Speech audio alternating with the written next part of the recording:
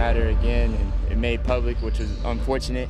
Out of the NBA here in CBS Sports HQ, the Atlanta Hawks have fired Nate McMillan. You are a leader of this team, and when you're not there to support your guys. When you're an outside guy like you are, a private matter needs to stay private. We just got some breaking news from the Atlanta Hawks, and it seems like everything that we discussed a while ago in our video on this being the Atlanta Hawks' worst nightmare ended up coming to fruition. All the rumors that we were discussing in that video ended up being true. So we have a lot to talk about here because it seems like this team is getting worse and worse. So before we get to the content, make sure you drop a like, subscribe, and turn on our notifications to help the channel grow. My throat's a little sore from recording in a smoking room yesterday, so I'm glad to be back here. Now that we got all that out of the way, cue the intro.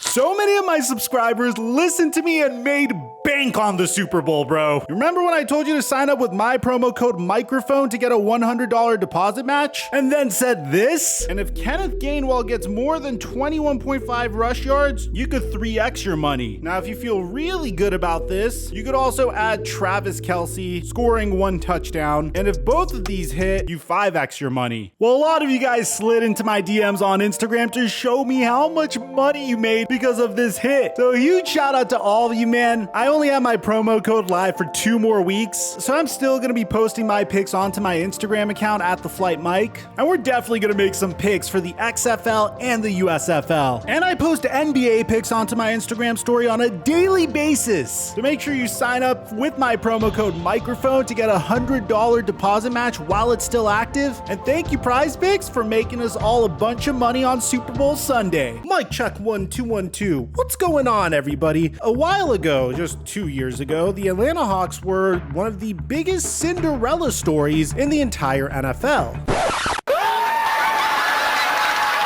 After firing their head coach Lloyd Pierce, hiring Nate McMillan, they were able to make a Cinderella run to the Eastern Conference Finals. And along the way, they had some pretty memorable series. I mean, that first round series versus the New York Knicks, where you heard these chants in Madison Square Garden. So they're psyched to be back in the postseason.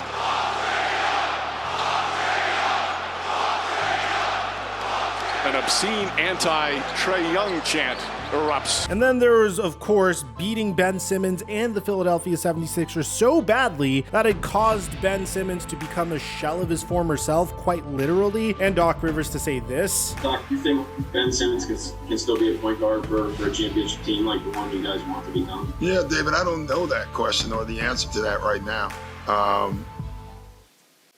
So I don't know the answer to that. Which, by the way, we do have a dedicated video on why Ben Simmons' career appears to be over. We'll leave that in the end screen for you guys. But they would ultimately lose to the eventual NBA champion Milwaukee Bucks in the Eastern Conference Finals. Regardless, the future looked really bright for the Atlanta Hawks. I mean, they boasted young talent like Trae Young, Bogdan Bogdanovic, John Collins. They recently acquired Clint Capella, had Kevin Huerter, Danilo Gallinari, DeAndre Hunter, Cam Reddish, and they even had Lou Williams on his last big year, to be honest. This team was absolutely loaded with talent. I mean, they had Onyeka Okongwu on a rookie contract. He was a top 10 NBA draft pick. The point being that the future was very bright for the Atlanta Hawks at this point. And then things got a little weird. Typically, when you see a huge run like this for any team, you'd assume that the owner would do whatever it takes to continue this team and hopefully bring back all the young players in order to establish continuity and hopefully be great enough to challenge for Eastern Conference supremacy, because at that time, it looked like the Eastern Conference was going to be fairly open. And ultimately, we would know that it was relatively open if you think about it. I mean, the Brooklyn Nets never fulfilled their potential. The Milwaukee Bucks, I felt like at some point or another, if the Hawks got it together, they did have enough talent to potentially beat the Milwaukee Bucks. You, of course, have the Boston Celtics, who at the time were discussing trading Jaylen Brown or Jason Tatum. What I'm saying is there's a lot of reasons to keep this team together. Regardless, at the time, ownership said that it would be a pretty good bet that the team will not be able to bring back everyone they want. Saying it's complicated, of course, because what we're trying to convince people is that we're building something. But let's not kid ourselves. Our job is to run a good business. What we're trying to achieve is literally keeping our best players, as you could imagine, trying to make clear that we're going to have to spend a lot more than we have this season. We fully expect that. I'm not sure we're going to be able to keep every single player that we want to keep. Pretty good bet, pretty good assumption that we will not. But I do think we have several years that we should be able to build some real stability. If the question is, are we scared of the tax? Are we scared of going into the tax? I'm scared of paying the tax and not being a good team. Yes, that's what I'm scared of. But if we have to go into the tax to be a great team for a period of time, so be it. This isn't necessarily news. I mean, you hear Joe Lacob dealing with this as well. Whenever you have a really freaking good team, typically you're not making as much money business-wise. The whole reason why you're going negative on your fantastic team and paying the luxury tax is, think of it this way. As many Steph Curry jerseys sell if he didn't have those magical moments in the NBA playoffs and the NBA finals, you want to create a dynasty that could potentially draw a bigger fan base for future generations. I mean, a huge highlight of my basketball fandom career was the Los Angeles Lakers late 2000/2010 championship run. There's a Kobe Bryant signed jersey behind me. But the point being that this isn't necessarily news. It's not that big of a deal. But the problem is they had to figure out what to do with Bogdan Bogdanovic and Danilo Gallinari. They traded for Clint Capella. Trae Young was up for a max extension at the time to figure out what John Collins' value was, whether or not they were going to re-sign Lou Williams, what they're going to do with Chris Dunn, and what they do with Cam Reddish and DeAndre Hunter. Travis Schlenk at the time was applauded for making very good decisions and clever moves throughout the entire situation, but he had to be a little creative if he wanted to keep this team together. But this is where things would get a little interesting here. Fast forward one season, in the 2021 to 2022 season, the Hawks were an 8th seed. That's when they decided to go all in on finding a brand new star to pair with Trae Young. That star was DeJounte Murray. Now, the DeJounte Murray trade, when it occurred, was seen as a brilliant chess move by the Atlanta Hawks to really go all in on their current core of young players. It included trading Danilo Gallinari, a first-round pick in 2023, 2025, and 2027, and a 2026 pick swap for DeJounte Murray and Jock Landale. The thing is that none of us realized at the time is that DeJounte Murray didn't really have that much time left on his contract. I mean, he has this season, he has next season, and that's it. That's a lot of assets to give up for a player who, granted, is 26 years old, but could pretty much leave your franchise after next season. And then we found out there was a lot more darkness going on behind the scenes that resulted in Travis Schlenk actually stepping down as the general manager. And what we would find out is from an article by Sam Amick called Inside the End of the Travis Schlenk Era in Atlanta was that Nick Ressler, the 27-year-old of Hawks owner Tony Ressler, had increased influence on roster and staffing decisions during his time as the team's director of business and basketball operations, which would begin in December of 2020. This article would state that Nick Ressler's effect on the decision-making process played a pivotal part in the power dynamics that ultimately led to Travis Schlenk's exile. This was a bit of an open secret around the league, and it is clear that Nick Ressler's voice is being heavily considered on everything that the Atlanta Hawks do nowadays. The reality is that key Atlanta Hawks figures were feeling undermined by Ressler's influence, and it became a growing issue internally in recent months, specifically in relation to Trae Young, and had everything to do with Tony Ressler's choice to overhaul the staff. The DeJounte Murray trade with San Antonio, the beginning of the end, as sources say it went down despite Schlenk expressing his concerns about the price being paid, which was 3 first-rounders and a first-round pick swap and Danilo Gallinari. And with Nick Ressler known to be a driving force behind the deal, league sources say that Fields and several other team officials were in favor of the deal as well. It's important to note that the Murray deal also cost the Atlanta Hawks Kevin Huerter as well when they had to trade him to Sacramento to get underneath luxury tax.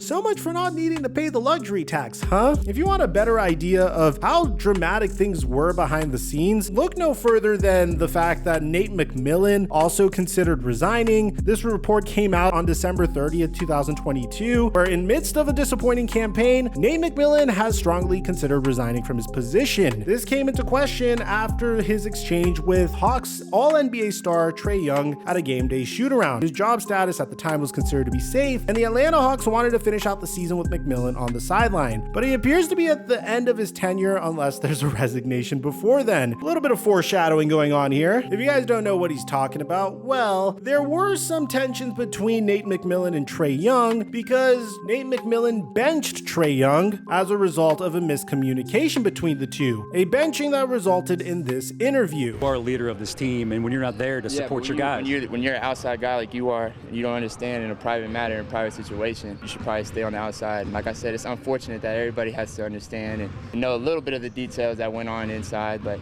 I mean, inside here, we're all good, and if you got any more questions about that, then you can talk to somebody else about it. That's all I got to say about it. Now, this may have been some foreshadowing because it also gave Trae Young the reputation of being a quote-unquote coach killer, which let me know in the comment section down below if you think Trae Young's a coach killer. He didn't get along with Lloyd Pierce, and obviously, if you're on your second coach just 2 years after Lloyd Pierce got fired because he didn't get along with you, obviously there's going to be a bit of a narrative at this point being drawn up. It seems like regardless, the decision has been made because at the end of the day, we have official word from the Atlanta Hawks that they are officially firing, or I don't know if it's a firing or if it's a resignation or a little bit of both. The official language that is being used in this instance is the Atlanta Hawks dismissed coach Nate McMillan. I immediately tweeted underneath asking you guys whether or not Trae Young's a coach killer, which I'd really like you guys to let me know in the comment section down below. Now, the man who's expected to be the assistant coach in this situation has been in this situation before, and that's Joe Prunty. So for those of you guys that don't know who Joe Prunty is, Joe Prunty was in this exact same position about 5 years ago when Jason Kidd was fired mid-season by the Milwaukee Bucks. So he is going to be the assistant coach right now, and the Atlanta Hawks are starting a search for a brand new head coach immediately. Sources tell ESPN. Among the top characteristics in the search is player development, accountability, and getting the Hawks offense and defense in the league's top 10. It's just really funny. Like, it's like saying I want my offense and defense to be in the league's top 10 is like me coming out here and saying I want a head coach that's a good coach. That's what we're looking for. It's like, no shit, that's what you're looking for. So before we continue, because there's a lot more info that I need to bring you guys here, I could understand why this firing took place, but I don't necessarily know if I like what is going on behind the scenes. I mean, I'm a Laker fan. I am used to toxic front offices all the time, and sometimes you're able to win with them, sometimes you're not, but it does make the fan base a little uneasy if they know that the person that is the main driving force behind the decisions is the son of the owner of the team that is essentially treating the team like an NBA 2K My League simulation. And this is kind of the vibe I'm getting. I mean, overpaying for DeJounte Murray is one thing, firing a general manager that has a fairly decent track record at the very minimum with drafting. I know Cameron Reddish didn't really work out, but for the most part, he's been making very intelligent decisions for the Atlanta Hawks throughout this era, and he definitely expedited the rebuild since coming in, but the candidates that they have are fairly promising, I have to admit. According to Adrian Wojnarowski, the Hawks are planning a wide-ranging search, but one candidate expected to be at the top of the list is former Utah Jazz coach Quinn Snyder. Others expected to be considered include Bucks assistant Charles Lee and Golden State assistant Kenny Atkinson. You guys know me, man. I'm a huge Kenny Atkinson guy. I love Kenny Atkinson. I love what he did with that Brooklyn Nets team when D'Angelo Russell got traded there. I love what he did with Spencer Dinwiddie's development, Karis LeVert's development, helping Jarrett Allen get to the next level as well. That team had absolutely nothing but castaways, and he was able to take them to the playoffs. I love Kenny Atkinson. I'll just say that. I don't necessarily know whether or not Quinn Snyder would be able to come in the middle of the season and install a very complicated offense, which is what the Utah Jazz ran during the Donovan Mitchell and Rudy Gobert era, but I do think there's a fit there as well. Here's the thing. I could understand the Atlanta Hawks looking at this roster and saying, hey, we have a lot of talent, and they do. Clint Capella, John Collins, Trae Young, DeJounte Murray, Onyeka Okongwu, DeAndre Hunter, Bogdan Bogdanovic is still there. Sadiq Bey was recently traded for. So I could understand what the philosophy is at this point. I could understand them being a little impatient and hoping that they could get themselves a coach that could turn this young team around. I think Kenny Atkinson's the right man for the job personally, mainly because there's a lot of young talent on this team, and Kenny Atkinson has a very good developmental track record. So I understand the logic behind behind the firing of their head coach or just parting ways with their head coach. I don't necessarily know how I feel about how impulsive the decisions have been recently, but in any case, there's still time to turn their season around. I mean, they're currently the 8th seed. They're a few games back from the 6th seed. Hell, maybe if they really outperform expectations, they could catch up to the 5th seed. There's been instances where an interim head coach was able to take the team to heights that they never expected, including the Atlanta Hawks of 2 years ago. So let me know in the comment section down below, what do you guys think? Do you agree with the Hawks firing their head coach? Are you a little uncomfortable about the direction of the franchise? I'd like to hear what you have to say. Aside from that, I'm your boy Mike. I'm dropping our mic until our next upload.